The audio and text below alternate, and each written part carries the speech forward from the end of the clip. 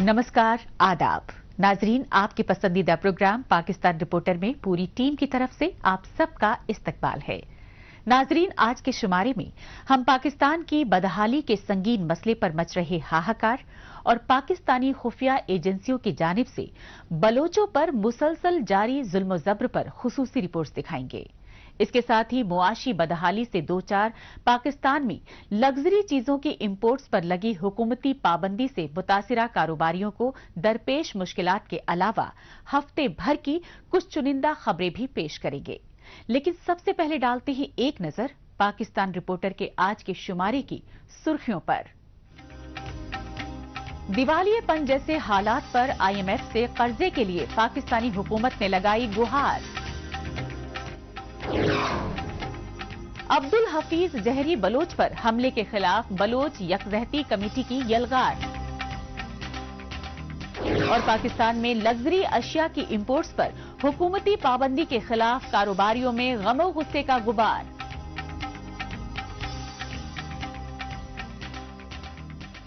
सबसे पहले बात खस्ता हाल मईशत की वजह से शदीद माली बहरान से दो चार पाकिस्तान की। दहशतगर्दी के बढ़ते बोलबाले और सियासी बदउनवानियों ने पाकिस्तान को आज कंगाली के दहाने पर ला दिया है। मुसीबत की इस घड़ी में वजीर आजम शहबाज शरीफ को चीन और सऊदी अरब जैसे दोस्त ममालिक मुल्कों से देरीना दोस्ती का वास्ता देते हुए पाकिस्तान के लिए माली मदद मांगनी पड़ी। लेकिन हर तरफ से नाउम्मीद रहने पर पाकिस्तानी हुकूमत को एक बार फिर IMF का दरवाजा खटखटाना पड़ा, क्योंकि अब पाकिस्तान की मईशत मैयत में तब्दील होने वाली है और इसकी सांसों की डोर इंटरनेशनल मॉनिटरी फंड यानी IMF के हाथ में है। और पतंग की तरह ये डोर कब कट जाए इसका इल्म तो बड़े से बड़े नजूमी को भी नहीं है। ऐसे संगीन हालात में हुकूमत के दावों और अवाम की जरूरियात और ख्वाहिशात में फर्क पर मबनी पेश है हमारी ये रिपोर्ट।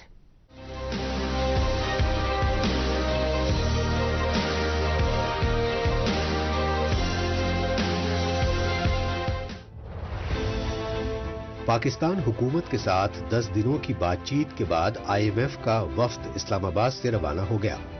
रवाना होने से पहले उसने न तो $7 अरब के मौजूदा कर्ज के प्रोग्राम को लेकर और न ही इस बात को लेकर कोई बयान दिया कि वो बेहद मुश्किल चैलेंज से जूझ रहे पाकिस्तान को कर्ज की नई किस्त जारी करेगा। इस दरमियान फॉरेन रिजर्व खाली होने और US डॉलर की आसमान तक पहुंचती कदर के सबब सूरत हाल बदतर होती जा रही है। पैसे की कमी का सीधा असर पाकिस्तान की सनत पर साफ साफ नजर आने लगा है। बैरूनी ममालिक से कच्चा माल आना बंद हो गया है। कंटेनर बंदरगाहों पर अटके पड़े हैं क्योंकि पेमेंट न होने से उन्हें क्लियरेंस नहीं मिल रहा।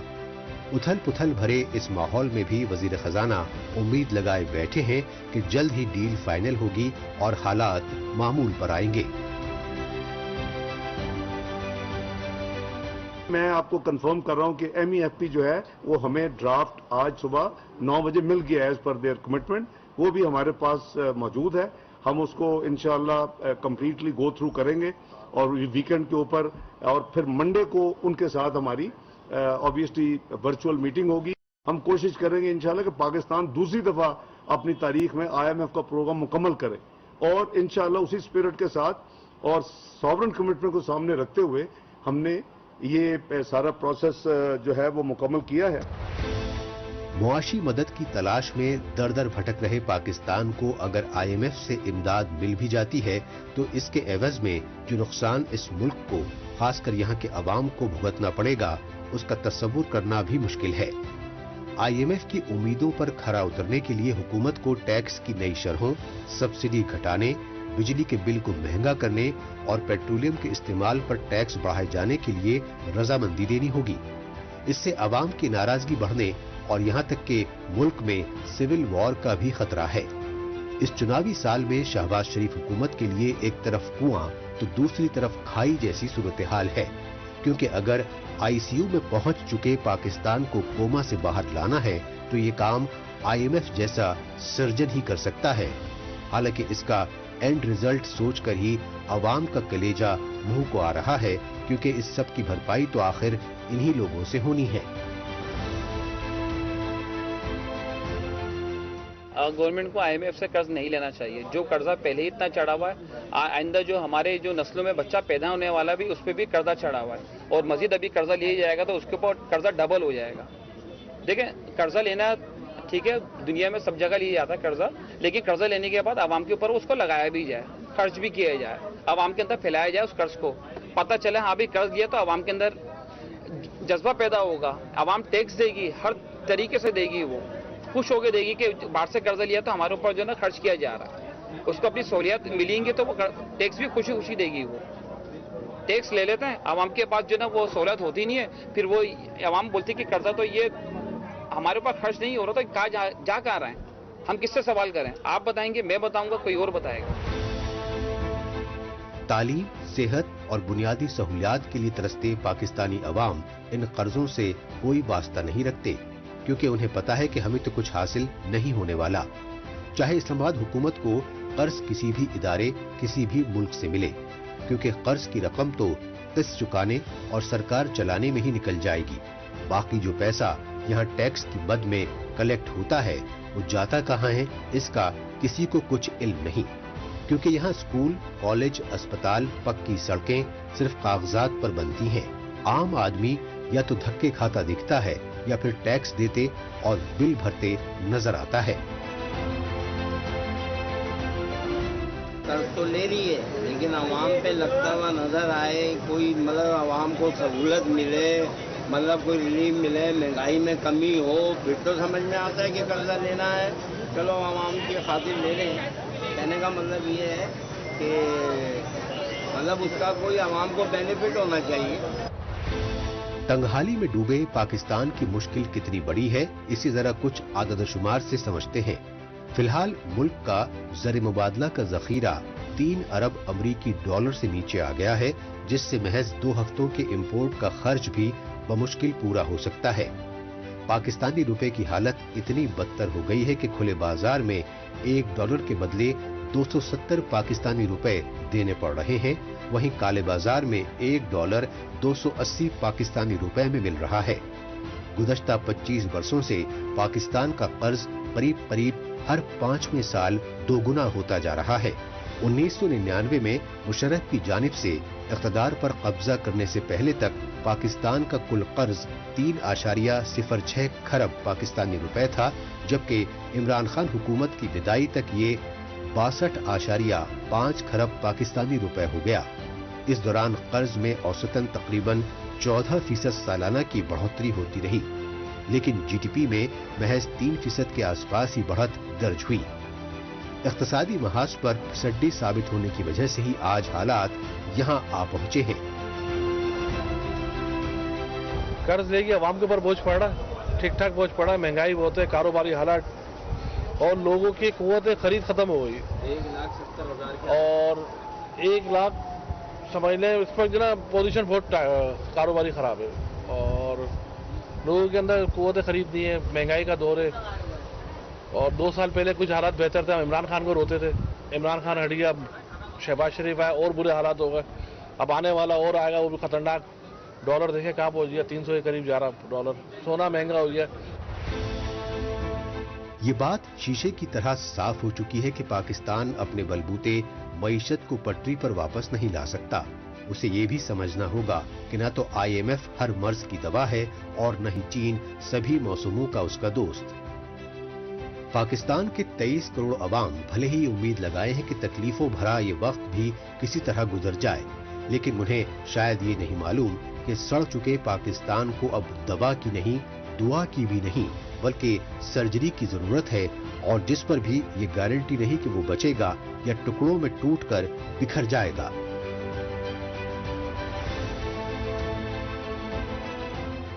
اب رخ کرتے ہیں پاکستان کے دارالحکومت اسلام آباد کا اور جائزہ لیتے ہیں پاکستانی فوج اور خفیہ ایجنسیوں کی جانب سے بلوچوں پر بڑھتے ظلم و جبر کے خلاف کیے گئے احتجاجی مظاہروں کا. خاص بات یہ رہی کہ پاکستان مخالف یہ احتجاجی مظاہرہ بلوچ یکجہتی کمیٹی کے بینر تلے کیا گیا, जिसकी वजह रही गुज़िश्ता साल यूएई में पाकिस्तानी खुफिया एजेंसियों की जानिब से जबरन अगवा करके पाकिस्तानी पुलिस के हवाले किए जाने वाले अब्दुल हाफिज जहरी बलोच की रिहाई पर जेल से निकलते ही पाकिस्तानी खुफिया एजेंसियों की जानिब से उन पर किया गया कातिलाना हमला। आज के दिन मेरे भाई एटीसी कोर्ट से बाइज्जत बरी हो गया। जितना केस उन पे फेक केस लगे हुए थे, लेकिन उनमें से वो बाइज्जत बरी हो गए। लेकिन मेरे भाई के ऊपर ऐसा जुल्म क्यों हुआ, हमारे पूरे फैमिली के ऊपर पिछले कई दायियों से हमारे यही हाल है। मेरे दोनों भाई, उनके लिए मुझे दुआओं की ज़रूरत है। मेरे पूरे फैमिली अभी टारगेट में है, मैं बहुत परेशान हूँ और हमारी एफआईआर भी नहीं कट रही। हम कहाँ जाए, किसको बताएं। पाकिस्तानी फौज और आईएसआई जैसी खुफिया एजेंसियों के जुल्म जबर की दास्तान बयान करती ये बदनसीब बहन है अब्दुल हफीज जहरी बलोच की, जो अपने भाई अब्दुल हफीज जहरी बलोच की जान बचाने के लिए पाकिस्तानी इंतजामिया से गुहार लगा रही है। ये वो अब्दुल हफीज जहरी बलोच है जिसे 3 फरवरी 2023 को पाकिस्तान की एटीसी यानी एंटी टेररिज्म की एक अदालत ने सबूत न मिलने पर रिहा कर दिया था। लेकिन तशवीशनाक पहलू ये रहा कि पाकिस्तानी अदालत के फैसले के खिलाफ पाकिस्तानी खुफिया एजेंसियों के एहलकारों ने कराची सेंट्रल जेल से बाहर निकलते ही अब्दुल हफीज जहरी पर न सिर्फ कातिलाना हमला किया, बल्कि फिर से उसे अगवा करने की कोशिश की। हालांकि अपने मकसद में कामयाब न होने पर खुफिया एजेंसियों ने उनकी खानदान पर तशद्दुद बर्पा किया।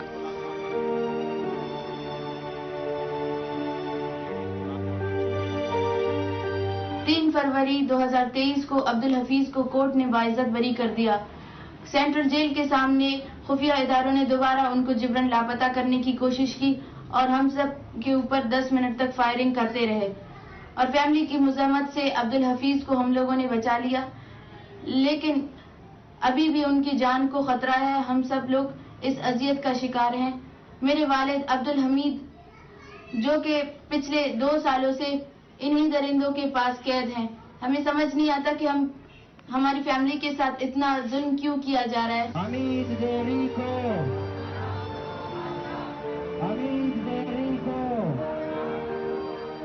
ये एहतजाजी मनाजिर हैं पाकिस्तान के दारुल हुकूमत इस्लामाबाद में वाक़े नेशनल प्रेस क्लब और बलूचिस्तान की राजधानी कोयटा में वाक़े प्रेस क्लब के बाहर बलोच यकजहती कमेटी के बैनर तले किए गए एहतजाजी मुजाहिरों के। इन एहतजाजी मुजाहिरों की वजह रही अब्दुल हफीज जहरी बलोच की जबरन अगवाकारी की कोशिश और उस पर किया गया जानलेवा हमला।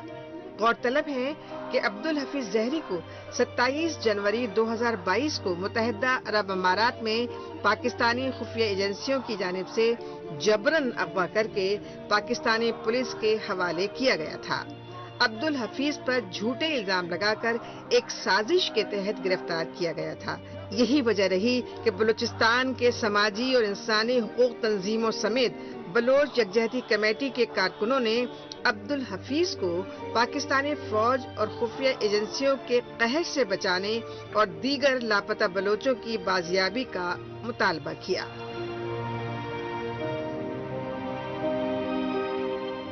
ये पहला वाकया नहीं है जो हफीज बलोच की जो फैमिली है वहाँ पे हुआ है, वो 2010 से आ रहा है। 2010 में हफीज बलोच की भाई जो सिर्फ 14 साल की थी, उसको उठा लिया जाता है अब्दुल मजीद को, उसको उठा के फिर लापता कर दिया जाता है, उसकी लाश को फेंक दिया जाता है। सर, जुर्म साबित न करना और उसको मारना, और वहां से शुरू होता है अब्दुल हफीज बलोच की जो तशद्दुद किए जाते हैं। उसके बाद 29 दिसंबर को राशिद हुसैन बलोच को दोबारा उसकी कजन है, उसको अरब इमारत से उठा लिया जाता है। वो तमाम अब तक लापता है। उसके बाद जहां तक सिलसिला नहीं रुकती, दूसरे हमीद बलोच को उसको उठा लिया जाता है 10 अप्रैल कराची में 2021 को। अभी तक वो तमाम लापता है। قابل غور ہے کہ متحدہ عرب امارات میں اغوا کیے گئے عبدالحفیظ زہری بلوچستان کے معروف سماجی رہنما راشد حسین بلوچ کے چچا زاد بھائی ہیں، جنہیں 26 دسمبر 2018 کو متحدہ عرب امارات سے ہی اغوا کر کے 21 جون 2019 کو پاکستانی فوج اور خفیہ ایجنسی ISI کے حوالے کیا گیا تھا۔ لہٰذا گزشتہ 4 سالوں سے لاپتہ راشد حسین بلوچ کی بازیابی کے لیے بھی ان کے لواحقین پاکستان میں عدل و انصاف کی گہار لگا رہے ہیں، لیکن ستم ظریفی یہ ہے کہ پاکستانی فوج اور خفیہ ایجنسی ISI کی جانب سے بلوچستان میں بڑھتے ظلم و جبر کے خلاف آواز اٹھانے پر راشد حسین اور عبدالحفیظ زہری بلوچ ہی نہیں بلکہ عبدالحفیظ زہری کے چھوٹے بھائی مجید زہری اور ان کے والد حاجی رمضان زہری کو ہزاروں لاپتہ بلوچوں کی طرح شہید کر دیا گیا۔ پاکستان میں آرمی اسٹیبلشمنٹ کی کٹ پتلی شہباز شریف کی حکومت میں جبرن بلوچ طلبہ و بچوں اور خواتین کی اغواکاری کے واقعات مزید بڑھ گئے ہیں۔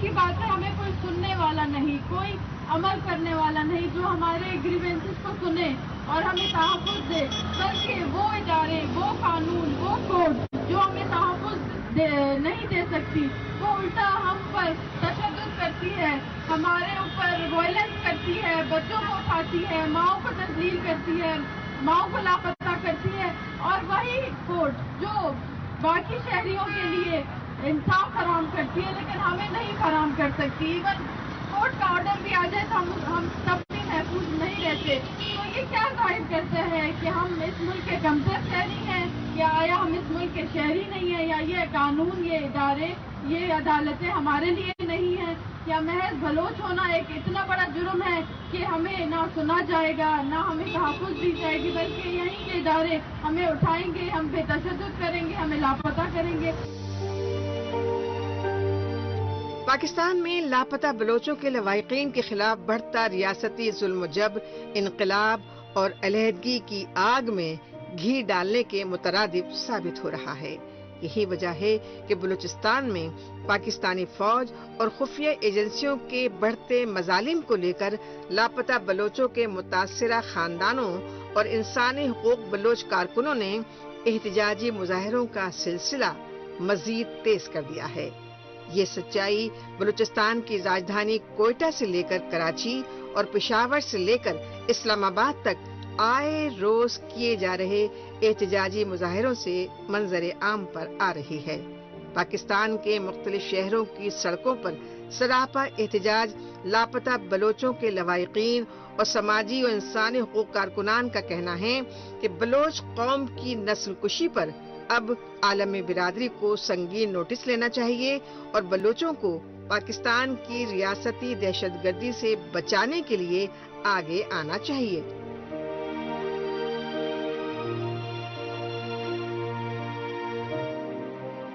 پاکستان رپورٹر میں ابھی باقی ہے۔ پاکستان میں لگژری اشیاء کی امپورٹس پر پابندی سے موبائل کاروبار پر پڑے برے اثرات۔ لیکن اس سے پہلے وقت ہے پاکستان رپورٹر کی خصوصی سیگمنٹ تیز رفتار خبروں کا۔ آئیے خصوصی سیگمنٹ میں ہمیشہ کی طرح ڈالتے ہیں ایک نظر پاکستان کی ہفتے بھر کی کچھ چنندہ خبروں پر۔ پاکستان کی دواساز کمپنیوں نے کہا ہے کہ کچے مال کی قلت اور قیمتوں میں اضافے کی وجہ سے پیداوار نہیں ہو پا رہی ہے، جس کی وجہ سے عوام کو آئندہ وقت میں مشکلات کا سامنا کرنا پڑ سکتا ہے۔ پاکستان فارماسیوٹیکل مینوفیکچررز ایسوسی ایشن نے وزیر اعظم شہباز شریف کو ایک ہفتے کا الٹیمیٹم دیا ہے اور کہا ہے کہ اگر ادویات کے مسئلے کو حل نہ کیا گیا تو پورے ملک میں کارخانے بند ہو جائیں گے۔ پاکستان فارماسیوٹیکل مینوفیکچررز ایسوسی ایشن کے چیف سید فاروق بخاری نے کہا کہ ایسوسی ایشن نے قیمتوں میں اضافے کا مطالبہ کیا ہے۔ یہی وجہ ہے کہ پاکستان ادویات کے کاروبار سے جوجھ رہا ہے، جو پاکستانی معیشت کے لیے چیلنج کا باعث بنا ہوا ہے۔ پاکستان کے خیبر پختونخوا صوبے کے قبائلی علاقے محمد ایجنسی میں پاکستانی حکومت اور فوج کے خلاف احتجاجی ریلی نکالی گئی۔ اس احتجاجی ریلی کی وجہ رہی پاکستان میں اغواکاری اور دہشت گردی کی بڑھتی وارداتیں۔ ریلی میں کافی تعداد میں شریک وہ خواتین بھی تھیں جن کے لواحقین کئی برسوں سے لاپتہ ہیں۔ ان کا موقف تھا کہ پاکستان میں اغواکاری جیسی وارداتوں میں خفیہ ایجنسیوں کے اہلکار ملوث ہیں، لیکن پاکستانی حکومت اس الزام کو مسترد کرتی رہی ہے۔ ریلی میں عوامی نیشنل پارٹی اور پشتون تحفظ موومنٹ کے لیڈران سمیت کافی تعداد میں کارکنان بھی شامل ہوئے تھے۔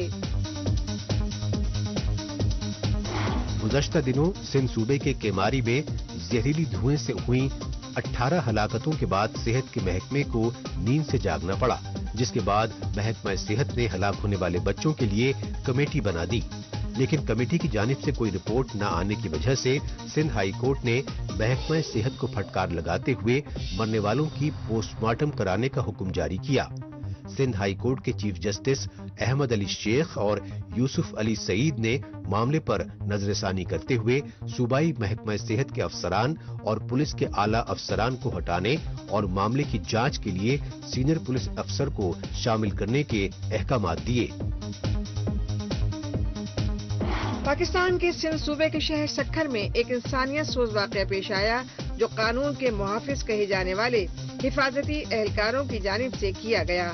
قابل غور ہے کہ شہر کے مینارہ روڈ پر کسی بات کو لے کر دو بھکاری خواتین آپس میں لڑ رہی تھیں۔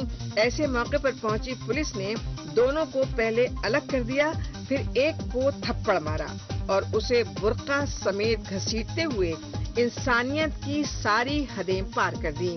اس واقعے کے منظر عام پر آنے کے بعد پوری پولیس برادری شرمسار ہو گئی، جس کے بعد ایس ایس پی سکھر نے معاملے کی تفتیش کرتے ہوئے اس واقعے میں ملوث پولیس اہلکار کو برطرف کر کے آگے کی کارروائی کا حکم صادر کیا۔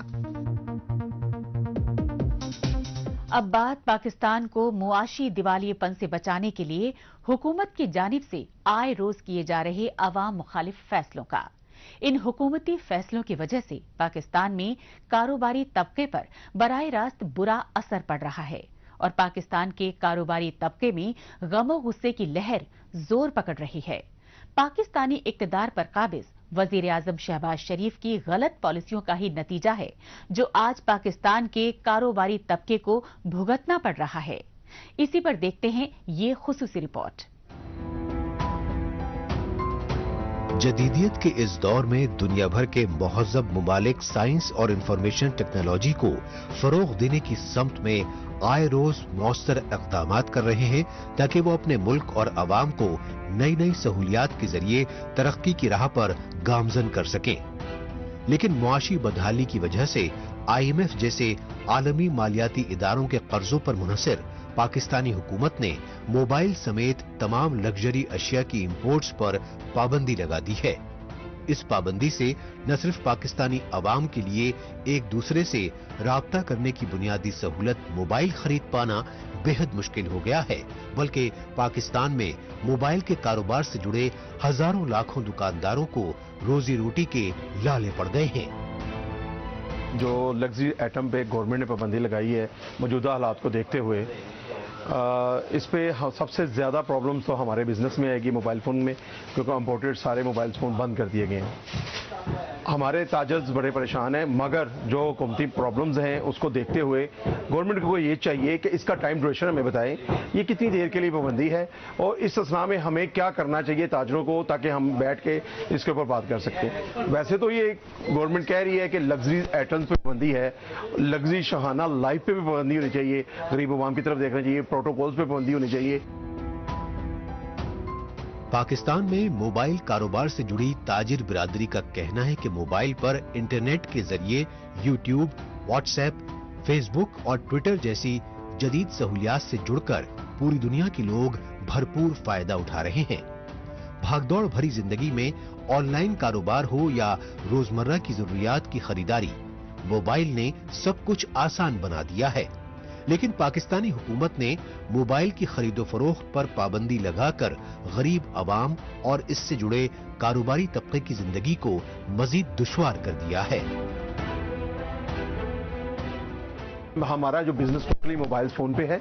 इम्पोर्टेड मोबाइल फ़ोन का SRO हमने लिया था, जो हम पाकिस्तान में मंगवाते थे, लीगल ड्यूटी पे करके गवर्नमेंट को बहुत ज़्यादा रेवेन्यू दे रहे थे। हम मोबाइल फ़ोन से बड़ा अच्छा रेवेन्यू जनरेट हो रहा था, मगर गवर्नमेंट ने इस पे बिना सोचे समझे मुशावरत के बगैर इस पे पाबंदी लगा दी है। इस पे जो असरात हमारी मार्केट देखें सुनसान हुई है और ना माल आ सकता है। हम ताजर परेशान हैं। अगर आप ताजरों को थोड़ा सा टाइम पीरियड बताएं कि ये इतने अरसे के लिए हम ये काम कर रहे हैं, तो शायद थोड़ा सा हौसला दें।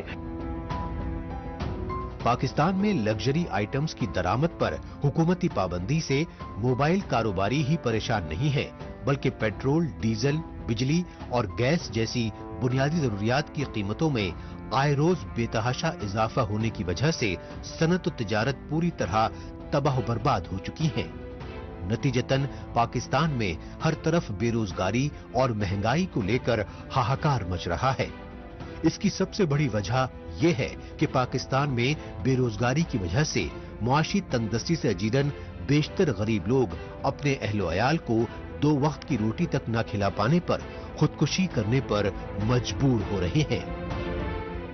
आखिर में वक्त है सोशल मीडिया, खुसूसन ट्विटर पर इस हफ्ते सुर्खियों में छाई रही पाकिस्तानी खबरों पर एक नजर डालने का।